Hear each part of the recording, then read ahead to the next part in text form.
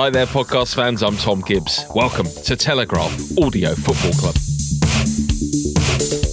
Today, Spurs startle the league leaders with an early goal but fail to make it count as Liverpool extend their unbeaten run to 407 Premier League games.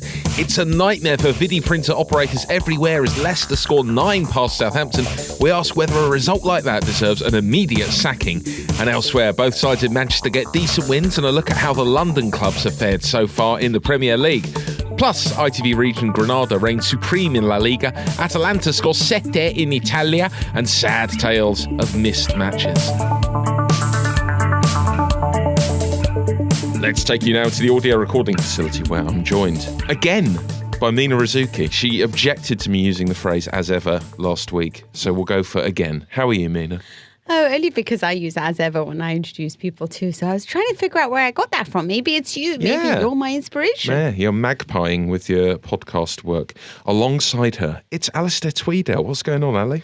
Yeah, I'm good. What a weekend of football. Yeah, what a weekend it's been. Lots to get into, which we will get into, but not before introducing your friend and mine. It's JJ Bull. How are you, JJ? Hello. Wiping your eyes as if exhausted already. What's wrong? Did you wake up at 1 I've been here again? since 6:30. My taxi driver didn't know how to use the maps thing on his phone and drove several times across a bridge he did not need to.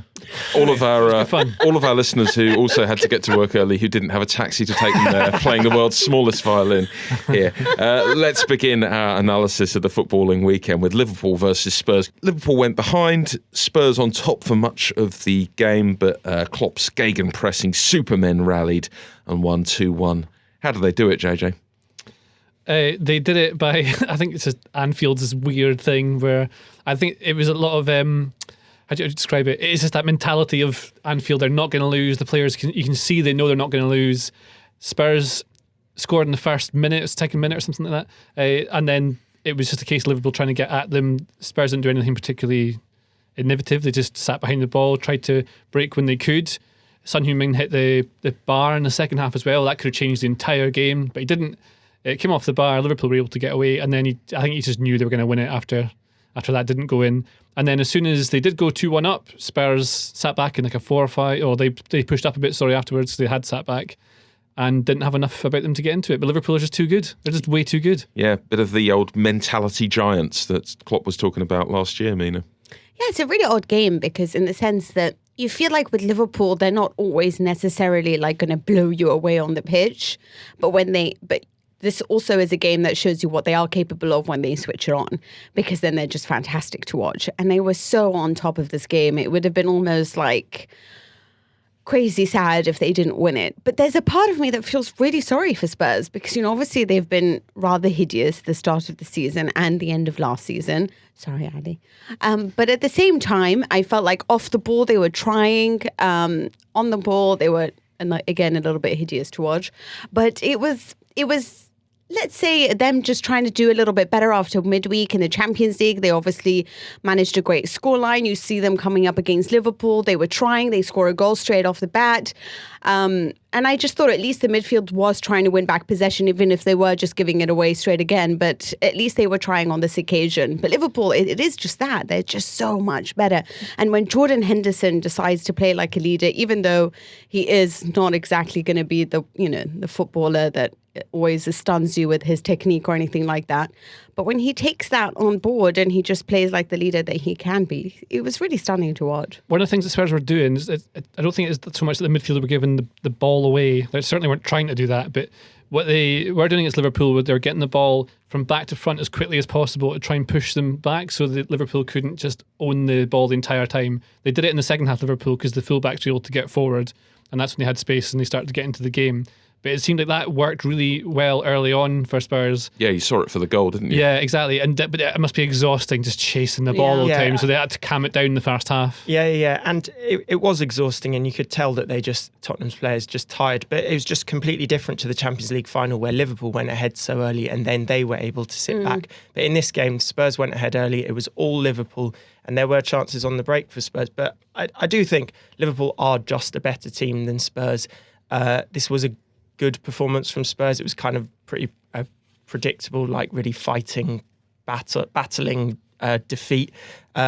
But yeah, it was just exhausting. Liverpool are just so suffocating when they get in the mood like that. They just came again and again and again and again. And on another day, they could have scored 3 or 4 easily. Their finishing wasn't quite up to much. I thought, but I don't know. It was one of those games where you just kind of think, well, Liverpool are the better team, and yeah, it could have been way more. Liverpool this season at Anfield feel to me a lot like when you watch Celtic have been in Scottish Premiership for the last few seasons, where no one expects to get anything off of them at Celtic Park, same we don't get anything off of them at Liverpool at Anfield. But sometimes the only way you will get a shock result, like Livingston beat them 2-0 at Livingston, is if they go down to 10 men and suddenly you get a random goal and defend against it the whole time. And I really think that Anfield is having a huge effect on Liverpool. Certainly in the Champions League last season, you can see it in the Premier League. You can feel it in like in the TV when you watch it. It's so loud. There's something about Klopp as well, because he did that at Borussia Dortmund as well. He just gathers kind of such momentum, doesn't he? Do you think the new stand's coming into it? I've not been there since they've sorted or built on the main stand. They talked a lot about that being acoustic, that being a concern. Because when I went to Anfield, I've only been a couple of times, but they weren't for massive games. You'll Never Walk Alone was amazing, but then it was a little bit flat after that. So I do wonder if that extra amount of people and a design that keeps the sound in more plus be helping the fact them. That they've got such a good team as well Doesn't hurt at all, does it? Should we talk about the goalkeepers, Mina? Allan with a few not spectacular saves at the end, but just very safe goalkeeping, I thought. Times when, the pressure's mounting, shot came in quite hard to him and he kept hold of it. How important is he to Liverpool's title challenge? I think he's essential, because to be frank, before him and Van Dijk, they really weren't a team that you could look at and think they were solid defensively. And I think that he brings in a lot of character. He makes it almost, he understands how to communicate with the back line. I think that they feel safe with him there. By the way, that actually has a huge impact, because you can see, with Juventus when we had Buffon and then we had Chesney, and you could see that there's a difference when you don't necessarily trust your goalkeeper, because then you'll play with a deeper line. But what Liverpool have is like, okay, we know he's going to get it right, we know he's going to do what's necessary, and then we can now push up, we can play how we like, we can take defensive risks if need be, because we know he's there. But I think really the man to talk about is Gazzaniga, because he was on another level yesterday. And with Lloris sometimes, or recent years, perhaps he is just capable of a mistake or two, but I just thought that this was shot after shot, and I was waiting for him to capitulate, and I was like, wow, how is he saving all of this? I do think it was a good performance. It was a good performance, and I don't want to take anything away from it. But you should expect to make those saves. I totally agree. He had one good save, the high one over the bar. That was good, but possibly was hitting the bar anyway. There was another one as well. The one from Salah was quite good. That one. It was good, but I think that Lloris would have made all of those saves. And Gazzaniga, although he hasn't... but potentially made a huge mistake as well. But Gazzaniga, although he hasn't made a huge mistake for Spurs because he hasn't played very much, was the most atrocious error maker at Southampton when he just would throw the ball into his own net. I think there's literally an example where he did actually do that. But I do think it was a very good performance, but you should be expecting to make those saves. No argument for him to keep the gloves ahead of Lloris. There is an argument. His distribution is amazing, and that ball where he just booted it upfield and put Son in on goal. He did it. He's done that before. He played a really great long direct ball up when Spurs won at the Emirates in the Cup last season, and he is really good at that. And Lloris isn't as good, but. I don't want to applaud him for doing a job well done. Because you think it's kind of a little bit like that's what you expect him to do. It is a job well done, and he is challenging. He's giving a decent. He does have a decent chance of taking the gloves off Lloris. But I don't think he has one set of gloves. That's how it works. Yeah. And you don't even get to train. That's why it's so hard to win your place back as a goalkeeper. You don't even get to use them in training. Let's move on to a record-equalling evening on the South Coast on Friday night. Southampton 0, Leicester City 9. Yes, 9. Is losing 9-0, Mina, a sackable offence, do you think? This was the biggest league away win in English football, not since the beginning of the Premier League, since it started in 1888. Hasenhüttl out. Is it a sackable defence? It always depends on, obviously, the game. How did they lose 9-0? And on this occasion, they won a man down. But my main gripe with this is really the fact that Hasenhüttl insisted, or it seems to me, told the team to continue pressing the opponent. And when you do that, when you're a man down, you're effectively always leaving a man free.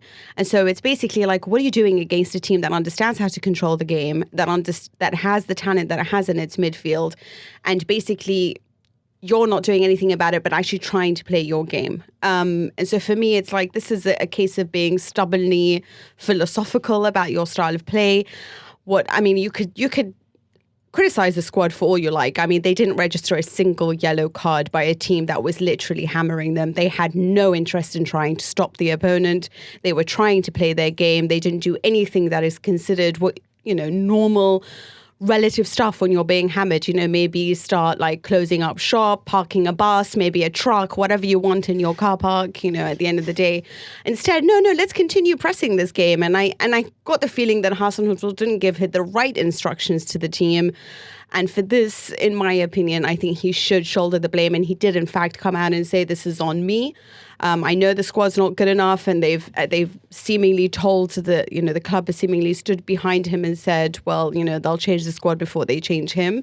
But personally speaking, if he was my coach, I would be very annoyed with the way that he handled it and what he didn't tell the team to do or instruct the team to do after they went at least 2 or 3-0 down. What was your reading of it, Ali? Because you could take the opinion that this is proof we should be extremely worried about Southampton, or you could say this Leicester side is fantastic. Yeah, well, they're both true, really. But I do think that Southampton are committed to Hasenhüttl's project. I'm doing inverted commas with my hands,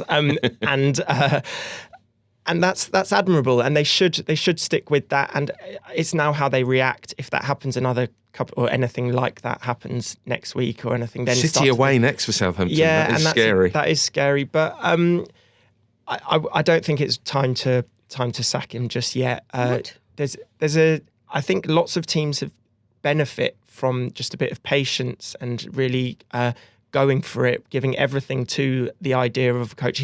There's a lot of positives about Hasenhüttl, and I think JJ's mentioned before. Have you seen any of them this season? Yeah, and they should have beaten Spurs for one.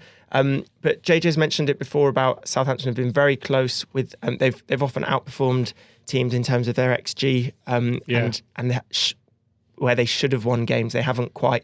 And it just says that they're really close to clicking for me. I do think they need a few more players. It's to players. It strengthen comes down to players. I think Hasenhüttl's clearly a good. I think he's a very talented manager.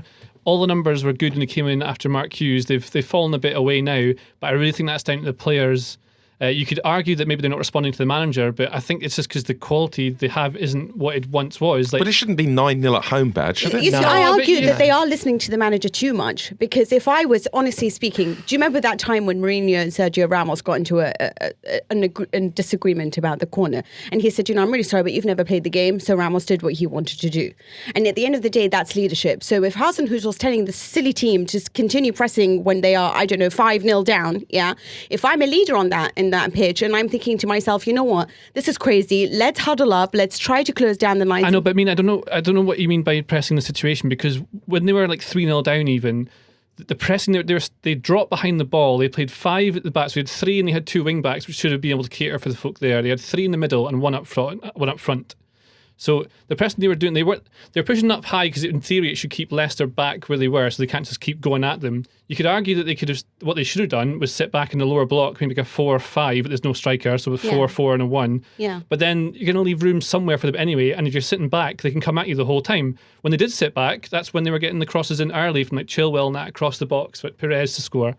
And the pressing they were doing was when Leicester came into their half, like they weren't pressing as such, they were putting up a high block to try and show the ball a certain way, which you could say maybe is leaving too much space between the lines, like between midfield and attack. I think I agree to an extent of what you're saying, but if you sit back and just let them come onto you, you're going to fall apart. I think it was just that players they just flopped. Like no one showed the aggression needed in midfield. Yeah, I agree with that, which is again like the whole. There's not even a single yellow card, but sitting in no block. But tell me this: where are the instructions from your coach? Where is isn't he in charge of trying to get them motivated for I know, this? but they do it in the first half. They came out motivated. Bertrand went over the ball and nearly took the boy's leg off. Then they're down to 10 men. Too motivated.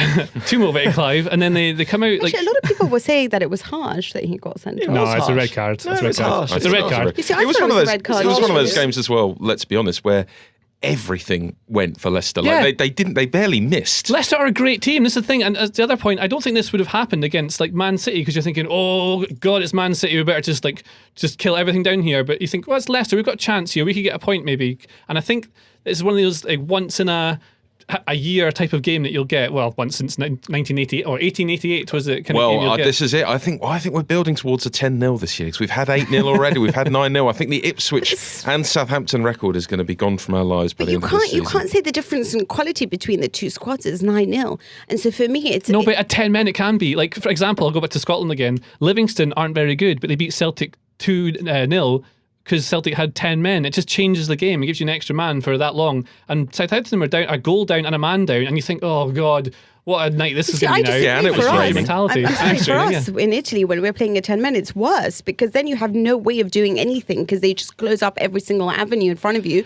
They put 10 men behind the wall and you're all screwed, right? Yeah. It's a little bit like what Mourinho said when he was winning the semi-final with Inter against Barcelona. He's like, they went to 10. We didn't know how to play our game anymore. I know, and I think you can blame the players for not having the right mentality and showing aggression in the middle of the park to try and stop that down. I think Hasenhüttl could maybe done like a couple of things, but he can't do it until half time, and they were already getting pumped by then. Like, it's not. I don't know how you can give to a pass to a man who just conceded 9 goals for his team. Because he was on the pitch. He's the manager. You're a manager. You train your team all week. You scout. You analyse. Yeah, you and set you get your it team. wrong. You And tell then them what's happening. They get it wrong. They got down to 10 men and they get done. Right. And then at half time, Hasenhüttl comes in and he tells them like, you are bad. You're bad. Stop doing that. Do more goals, and you can make some adjustments. The players, I wouldn't have doubted, would have gone to town on each other during the break. Then they go out in the pitch again, but they're just getting clobbered by a much better team. But the worrying thing is that they were massively down at half time, and what so often happens in games like this is that there is something said at half time or a change made at half time which stops that happening again in the second half, and I think that is a worry. We have to move on. Let's said, Tom, well let's said. go to London and have a look at all the London clubs. We've spoken about Spurs already. We have to start with Arsenal, where Granit Xhaka, Ali, was subbed off, cheered off as he was subbed off by his fans. He walked off, which the fans didn't like. Then there was some nastiness. He said a rude word to the crowd. I wouldn't say he threw his shirt down, but he took it off with purpose, like he was getting home from a tough day at the office. Is that relationship beyond repair now, do you think, between Xhaka and the fans? And is Xhaka now this sort of lightning rod where he represents everything the fans don't like about Emery? Yeah, he definitely is that, and I feel a bit sorry for him for that, because he is actually he's very important to the way Arsenal play. He's involved in almost all of their moves. Is it beyond repair? It's close, isn't it? I think a lot of Arsenal fans would be perfectly happy to just get rid of him. It's about whether he comes out and apologises, because you're not going to get 60,000 fans apologising for their behaviour. It's got to be Xhaka that does it. And so I don't think it's beyond repair completely. It's like that's an expensive decision to make for the club, to just completely get rid of him, having already made an expensive decision by getting rid of Ozil, by not playing Ozil. So no, not quite beyond repair, but yeah, really, really bad. You just can't. I mean, it's bad from the fans, but as the captain as well, he has to just rise above it. He's obviously frustrated, but yeah. It's, there's a good argument for sucking it up and sprinting off the pitch, isn't there, when he gets subbed off, especially if you're the captain. Mina, do you think the fans have now really? Is it a majority of them that seem to be against Emery now?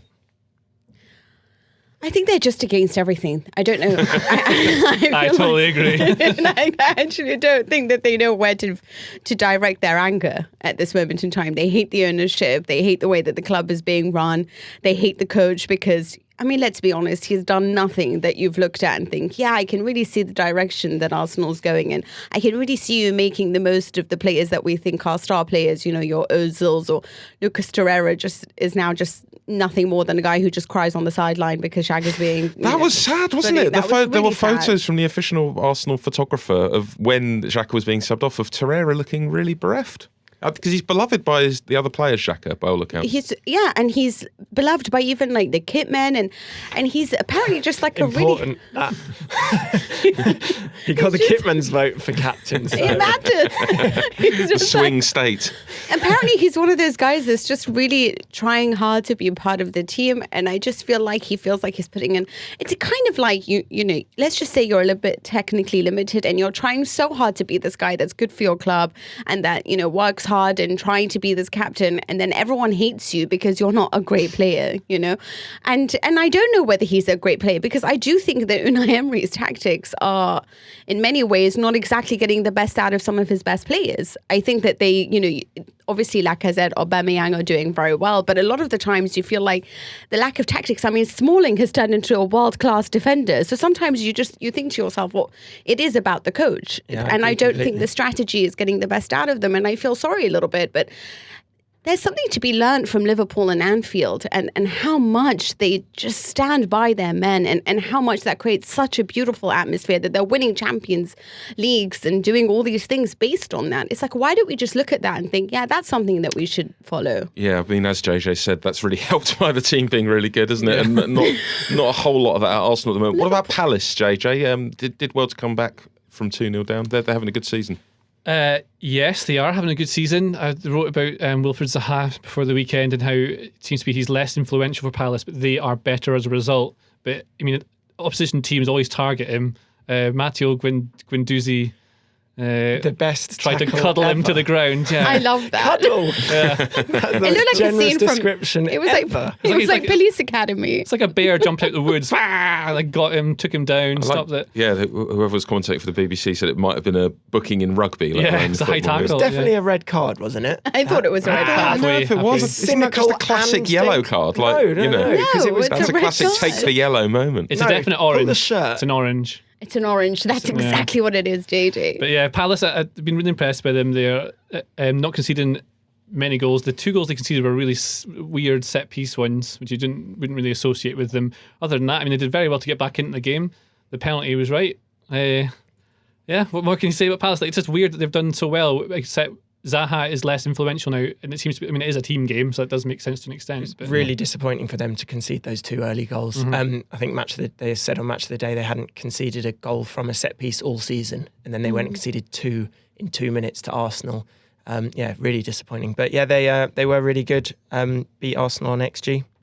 Could have largely limited Arsenal to set piece chances. 1.8 to 1.2 or something. Or the real quiz, as it's known.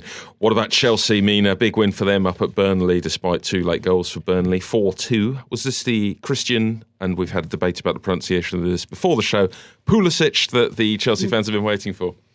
Is it Pulisic? Pulisic. Yeah, we're divided on this. I'm sticking with my... He says Pulisic. I'm sticking with my Croatian itch Some sound. jibs. Yeah. Damn straight. So is it Modric? All right, let's Modric, because he's... We've had one falling out already this show, Mina. What did you make of Chelsea and Pulisic? Well, it was obviously a delightful game because Chelsea were amazing. And I know that we should be talking about the American who got his hat trick. And I really am very pleased with him because I think he's been so desperate to make an impression. He obviously arrived for a lot of money. Everyone was saying it was a marketing ploy to get America on board. But actually, the guy can play football and he's demonstrated that. But I think that what I want to do is give a little bit of love at the moment to Maurizio Sarri. And everyone's going to think that's really bizarre. But what I think is what makes Chelsea so good is their midfield. And if you have Kante back in there, it's going to be an exceptional midfield. So Kovacic, Jorginho are averaging over 100 passes a game. Now, the person who made sure of that happening was Maurizio Sarri. And he's the one who, what he's doing right now with Juventus in their midfield is where they reach about 80 touches. And he's like, right, I want 100. I want over 100 passes. I want it to be vertical. I want you to look for the players in front of you. What Lampard has done so well is surround them by players such as Tammy Abraham, such as Mason Mount, who are always looking for the ball, always mobile, always running in different directions, which gives so many outlets for a pass for these 2 midfielders to connect with. So it's easier for them to register key passes, easier for them to register assists. Isn't it the first time Jorginho has actually managed to assist in a match? So, and I think that it's a combination of what was sort of brought in by Sarri, the foundations laid in midfield, and right now in an attacking team to have a midfield that is so smart and so capable of delivering on both sides of the game. I think Jorginho has really improved his defensive game. I think Kovacic was exceptional, to be frank. I've always been a mad fan of his. I think that's one of the reasons. I mean, obviously, you know, it is about the attack and all of that. And I do have problems in how they defend. And that's why Burnley got 2 goals. But I do really think that it's a combination of these 2 coaches is leading to what is a fantastic Chelsea side. We should just talk about Pulisic for a second. He did score a hat-trick and just Pulisic. Whatever. He scored a really good hat-trick, and that third goal, what a header. Back of his head. That's amazing. Just how brave that is. Just to fling your head backwards. Do you think it's bad technique? Yeah, but that's the kind of thing I would do. I think it's bad technique. But he scored. I also it doesn't think matter. And I also want to say I love a perfect hat trick, and that's what that was. It was absolutely perfect. I've got to call a bit of issue. I've wrote a weird thing today that I'm sure I'll get pelleters for, but I think it's an imperfect hat trick because it's just like the header. It's literally not. So but it's a deflected goal for the second one. No, it's not that. Right foot, left foot, head. Yeah. So the reason that I take issue with this Pulisic thing is that he was a left-sided forward in a 4-2-3-1. So whenever they're going forward, the shape should generally look like that. You should have wide left and right staying in that positions so that they can keep the shape because it gives you width, which means that the opposition team has to defend in a certain way. But Pulisic, for the first goal he scored, as a left winger, he was on the right wing to take a throw in. He's just desperate to impress and is wandering towards the ball the whole time. You see it happen at like 5-a-sides and at very bad level 11s, but Pulisic was doing it. So he goes over to get the throw in, loses control of the ball, gets headed back, and then Pulisic is in position, weirdly, to then rob Matt Loughton and run through and score the goal. If he'd been in position, he wouldn't have been near them in the first place. So he's gone against what the instruction should have been, but it's been for the better of the team. And then the second goal is weird because, again, Pulisic runs through the middle of the goal, but through the pitch, but he should be wider left. But he's gone to that side, which has shifted Mount out to the further to the right next to Willian. And the reason that Willian and Mount are able to win the turnover is because they're so close together and they sort of like pincer movement, the ball out from the back. Willian nicks the ball, goes through to Pulisic, who runs through and goal and scores. Again, he's not really in the right place where he should be. And I think that's what Lampard's referring to when he says he needs to learn a bit. Do you think that happens all the time in football and we're not aware of it? Like we, after the event, say, what a tactical masterclass, or brilliant. I bet there's loads of this that happens where it's like, I wasn't supposed to be there. Well, it definitely is, because then it's an overload they've created accidentally and you want to find ways to do it, but it'd be mental to try and do that as a ploy, because had Burnley won it and shifted it over to the other side, suddenly they've got 2v1 on the left back, and then the midfield would split to try and cover it, which would leave holes through there as well. And it happened against Man United early in the season. But I think there's a lot of things that people might refer to the manager having organised it, when actually it's just players that do stuff. That's why better players tend to win you games. But the best thing you can do as manager is set yourself up defensively, give yourself options going forward, and then the rest down to the players, really. Isn't it like Wayne Rooney was a bit like that, tactically and disciplined, but then he would be sometimes in the right place at the right time because of that? Probably, but I think he was really good tactically. I think he knew where to be and when, but because you can see he got frustrated at things and would often argue with Alex Ferguson about it. But maybe to the extent, there's a lot of players who definitely do it.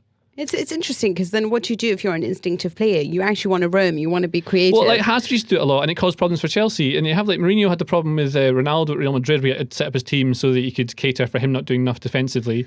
You had like Messi, teams were built around him, roaming on purpose to try and create overloads in different bits of the park. But I doubt that Lampard has built his team for the game against Burnley around Pulisic. Yeah, exactly. You're right. Let's quickly talk about West Ham, who drew at home with Sheffield United in the Carlos Tevez affair derby. The worry for them, Ali, was that they'd lose all their creativity when Arnautovic left. In Snodgrass and Yarmolenko, have they got a decent pair now to replace him going forward as an attacking threat? Yeah, definitely. And Lanzini's been a bit off recently, but when he gets back to form, they've definitely got a lot of creativity.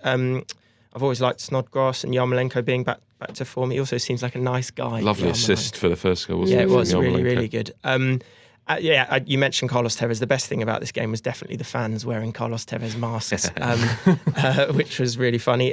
But yeah, credit to Sheffield United as well. Only 3 losses all season and the best defence in the whole Premier League. Very well done to them. Do you have a friend who never pays their share of the bill? Or are your parents wasting your inheritance on flash cars and Caribbean cruises? Or maybe you have 2 children, but you can only afford to send one to a fee-paying school. The common thread?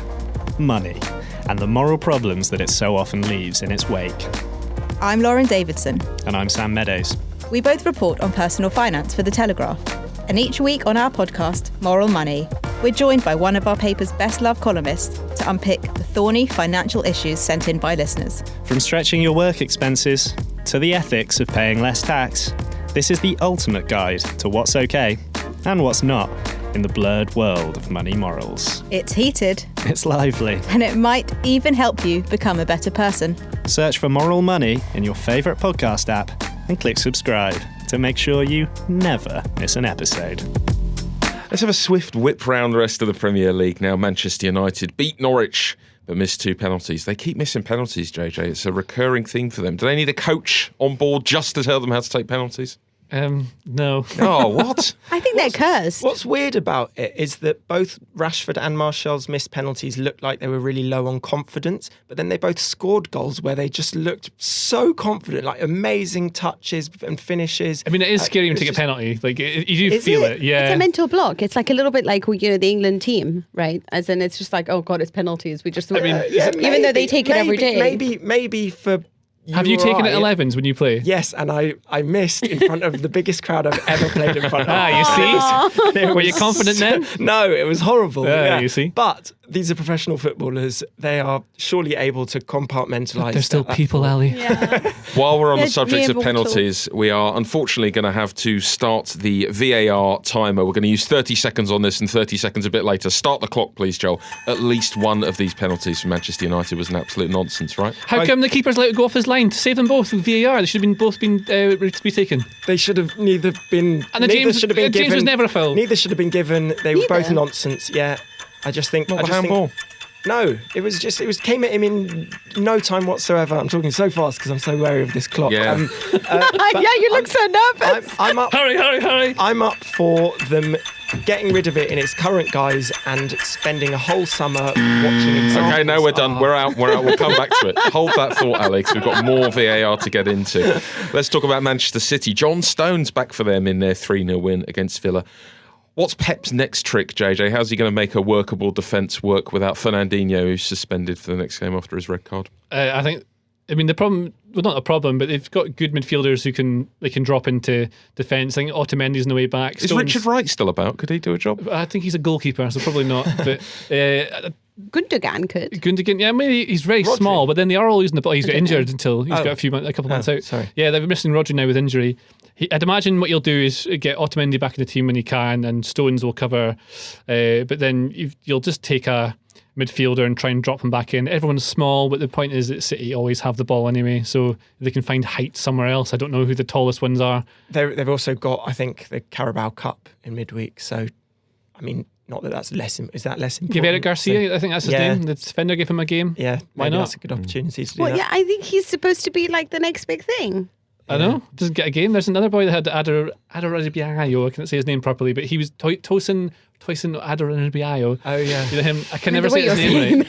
I've had him in Champion Football Manager for ages. I can never pronounce his name properly. But he's always like hotly tipped for ages and ages and ages. But he's out on loan again. Again, a player they What was could have his done name? with this year. What was his I don't know. I'm worried he must not be feeling very motivated for you in Football Manager world if you can't even pronounce his name. Adarabioyo. What about Everton, Mina? They're learning how to score from set pieces now, not just concede from them. They scored from a corner. However, they lost due to another controversial VAR decision. Start the clock again, please, Joel. Did you agree with this penalty decision, Mina? Yes. No. Come on. Are you And Bar serious? says, Are you serious? A draw. Did anyone agree What, with the Michael this? Keane one, right? Yeah. I did. He stepped on him. Oh my. I was slightly on Mina's side, but I just don't know what to think about anything anymore. no, I see both sides. But you of know it. what? Everything it's true. When it's slow motion, everything looks like it's so That's intentional. totally true. And I felt if it was just moving, probably not. I don't know. Oh, we're done. Sorry, Mina. Okay. Right, let's go to Newcastle, who drew at home with Wolverhampton Wanderers. Not terrible in the first half from Newcastle, but it did get pretty awful for them in the second. Do you think it's fair to say, Ali, that Steve Bruce at this point looks like he might keep them up, but it's not going to be any fun at all? Yeah, I don't think it's unreasonable to expect Newcastle to be better than they are, just a bit more expansive. I keep talking about XG, but they have scored very few goals, and their XG suggests they should have scored very few goals. They're just not creating chances. So poor old Joel Linton's getting called a massive flop. Yeah, which is just ridiculous. so good. He's not getting So any ridiculous. chances because they don't create anything. Their fullbacks just don't go up the pitch. They're just Wingbacks, yeah. they're just not. This is where the adventurous coaching needs at to all. come in. Yeah, and I just think it's a bit.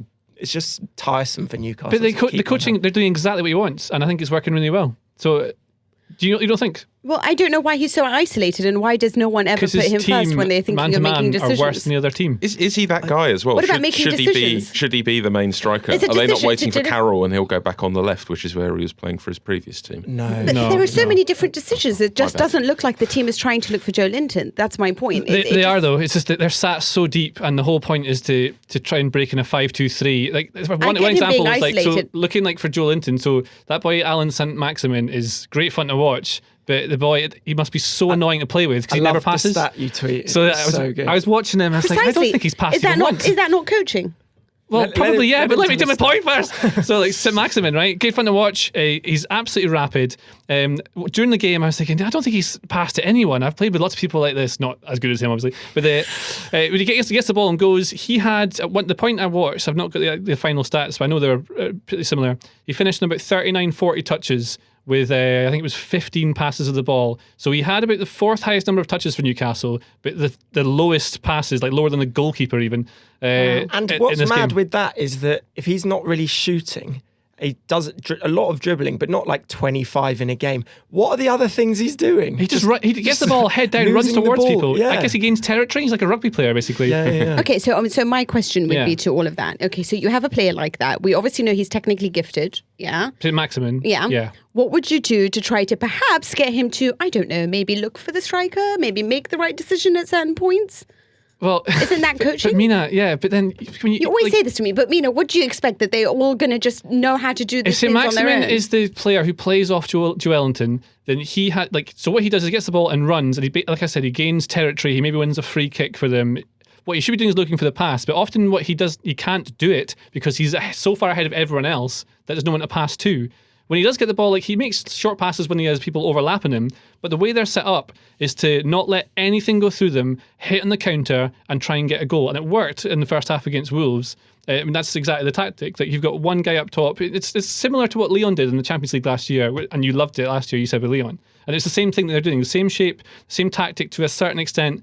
They can't. I don't think they've got the players to take on teams higher up the pitch. If they did, I think they would lose more often than they have done. That's why they've got so many good results, especially at Spurs wouldn't happen. You can understand why he's playing like that. Yeah, I I just think think they. But my they issue is that could- why do you come out there and say we're going to be a Newcastle that's on the front foot? Yeah. Well, they should just. They're just some saying games, we're gonna- there we're should be gonna some bury- games that In they do fairness, that. they had way more possession this game than in previous weeks. So I did see a big difference in how they have been. Say against Spurs, they barely got out of their own defensive third. Yeah. But in this game, they had a lot more of the ball, and I think a lot of that is Matty Longstaff, who is dropping in behind the rest of them to move the ball around.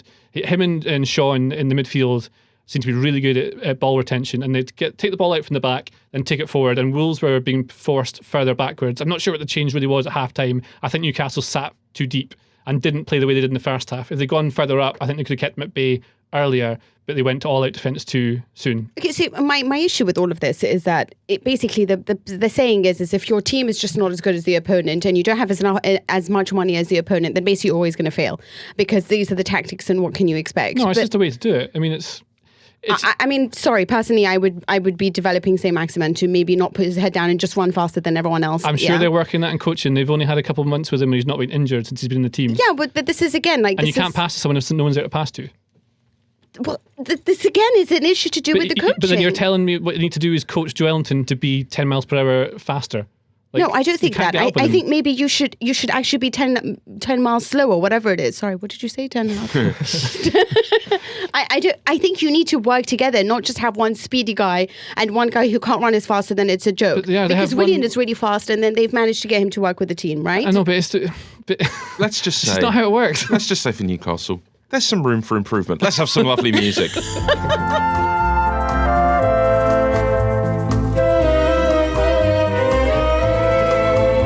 Yes, it's a song for Europe. And let's start in Spain, Mina, where Granada are top of La Liga. What's going on with them? How have they done it?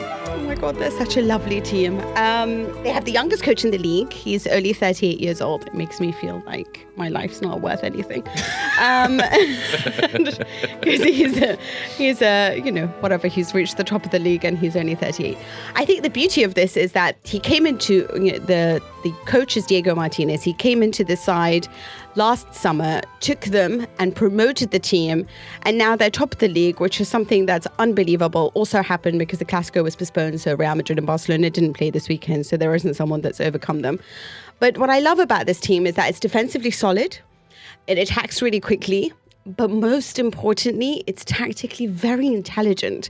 And for, players not being perhaps worth their salt, it's the fact that they can play an array of different formations and adapt to the opponent, because it's great coaching, and they've spent only 7 million over the summer, just to let you know that. So none of these players are really worth their salt, but they've played 4-3-3, 4-4-2, 5-3-2. They always have a defensive unit. They always know how to protect themselves, and that gives them the launch pad to then attack and surprise teams. They obviously surprised Barcelona and they managed to win over them. They scared Real Madrid, although they lost in the end, but it's just a team that's honestly doesn't look at the fact that they haven't spent as much money as everyone else and doesn't look into anything. Oh, another thing, management. It perhaps isn't necessarily, I don't know about like how they're spending their money. It's not always necessarily great, but I like that they're all on board with who they should buy, how they should, which direction they should go in, how they should balance the team and what personalities they need in there. I think that makes a huge difference when everyone on your board understands the direction that you want to go to and you all trust in each other's roles. That is one of the difference makers in Granada, and I think they've done that really well since selling the club.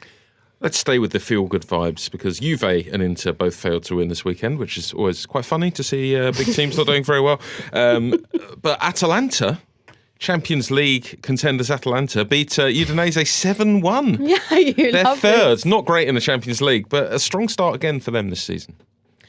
Yeah, Atalanta are this team that, again, if you look at the fact that their players are actually relatively probably poor barring the front line, they're a team that always punch above their weight because they have a coach who is sensational in his approach. Gasperini actually lost several of his games at the start of his career at Atalanta, but I credit to them for sticking by him. He's now managed to teach his team how to play his football. They have this desire to constantly attack and overwhelm, and they do so at such a great intensity. So it's almost like you're overwhelmed all the time. They have a fatal flaw, and obviously that their tactics mean that they can't defend and get back into position at the right time, which is why they look so exposed when they do play against great opponents in the Champions League. But if they win the majority of their matches and then just keep really pushing the opponents such as Juventus or Inter that are stronger, they'll try to win as many matches as they can, but they are a team to be admired, despite the fact that they have one of the smallest budgets in the league, but they have a great coach. And what about in Germany? Robert Lewandowski scored again. He scored in every single game so far this season and set a Bundesliga record for scoring for 9 games in a row. There's some talk from less reputable news sources than Her Majesty's Daily Telegraph that he might be off to Real Madrid in January. Is there any prospect of a mega deal to Real Madrid or anywhere else for Lewandowski? They have their own world-class striker in Karim Benzema. I love that man so much. I remember him. But what do you mean you remember him? When they were talking about Haaland and Salzburg and as being the teenager that's equaled Benzema's record, I'm like, since he's been a kid till now, no one ever really appreciates how amazing Benzema's been. He's the only striker that none of the coaches have ever wanted anyone else, because he's been amazing. So neither Mourinho, Benitez, Ancelotti, Zidane has ever looked for anyone else. So, but Lewandowski to Real Madrid, I highly doubt it. The whole point that everyone is saying Lewandowski is doing so well in Bayern is because he's accepted the fact he's never leaving. So he's like, right, I'm going to make the most of this. I'm actually going to stop being the most selfish guy on the planet, which he was when he yelled at his team for not providing him with enough help to win top scorer in 2017. And instead taken it on board to now play for the side, to try to help the youngsters, to be this good guy. I don't know how long this is going to last for, but I like this new approach. There's still something about him that I don't know what it is. It doesn't convince me. It could be the Bundesliga. It's not like you're coming up the world's strongest defenses, but he's also doing it at the Champions League, so that quashes that argument. I hope it lasts for as long as he can. Very nice. Let's finish up by talking about Ajax, whose fans booked a holiday to London to see them play Chelsea in the Champions League, but they were banned from going to that game because of some misbehaviour. Those Ajax fans who were coming to London thought it's fine. We can make I was about to say we can make a nice holiday, which sounds like I don't speak very good English. You're in a good moment. The Ajax fans thought, oh, we'll still have a nice time. We can go and watch Leyton Orient, who had a game on the Tuesday night. But Orient's game has now been moved on police advice, so those Ajax fans are going to be left kicking their heels. What I want to know is your tales of foiled football watching. When have you been thwarted from watching the game you had intended to watch, Ali Tweedale? First of all, actually, we'll just mention, we put this out on Twitter, had weirdly like 30 or 40 people liked the tweet, but only one replied, and it was Hamir, who said, I'm going to miss the Aston Villa-Liverpool game next Saturday. Engagement. Ali, what's your story? I once went to Holland to see a game, and security was really tight with tickets. You couldn't get a ticket without being registered. And we just tried to pick some up. Couldn't get any tickets. So booked our whole trip, couldn't get any tickets. But then managed to get into the stadium to some turnstiles that were within view of the pitch with about 2 minutes to go to kickoff. And then some security just told us we couldn't be there and we just had to leave. Oh, where did you end up watching it? In a bar, in a really bad bar on a standard definition screen. Oh my God. With a terrible view on a terrible seat. It was really, really bad. That's sad. JJ, anything happier? It was meant to be funny, but it came out quite sad, didn't it? I took my girlfriend to see Aberdeen versus Hearts. It was going to be a really good game. I was very excited for it. Went up the road to Aberdeen to pretty much to go and watch this game. And as I parked the car and realised that there were lots and lots of other cars parked already and not many people walking around, and the sound in the background was probably of a football match, that I had got the time wrong. So I went up a hill to try and watch it over the stadium and then watched it on my iPad. Oh dear. This is such a bummer of a question, isn't it? Yeah. Well, is she still your girlfriend? Yeah. Okay. How about you, Mina? It was Euro 2012 and Italy was set to play Germany. And we finally managed to get a set of tickets after some dodgy dealings. But we finally got there in the end. And then I started to feel that I might be a curse, because every time I seem to watch my teams, which is Juventus in every Champions League final, and they lose, that I could be just the bad egg. And so I thought, if I really want this team to win, and I started to get the feeling that Germany was going to win it because they were just all over Poland at the time, talking about how they were going to quash the Italians. So I was like, all right, I'm out. And then, Italy won. And I was like, I was really disappointed to have not been there. Alas. I've got another story that I just thought of. Good. Cheer us up. 2014 World Cup, I went and just booked flights before the draw. Turned out that our flights out were during England's game against Uruguay. So I saw England lose to Italy in England, and then flew during the Uruguay game and asked my girlfriend to text me the score so that when I landed, I'd get the score. And I landed, turned on my phone, and she just was it came through like sequentially, like a really, in 5 seconds, I got the whole match, and it was just football emojis, goal, Rooney, yay, England, oh no, Suarez, sad face, England are out. that was my welcome to Brazil. I love football. That's your lot for this week. Don't worry. You can contact me on Twitter before next week if you'd like to. Stop worrying. @Tom with an H Gibbs is where I'm at on there. You can send us an email too if you'd like. Why not? It's a fun format of communication. afcpodcast@telegraph.co.uk. We will read out the best of what you send us. Don't forget to subscribe to Audio Football Club. Just look for those words wherever you get your podcasts. Thanks to Joel Grove on the buttons, and thanks to you for your company. I'll talk to you again soon.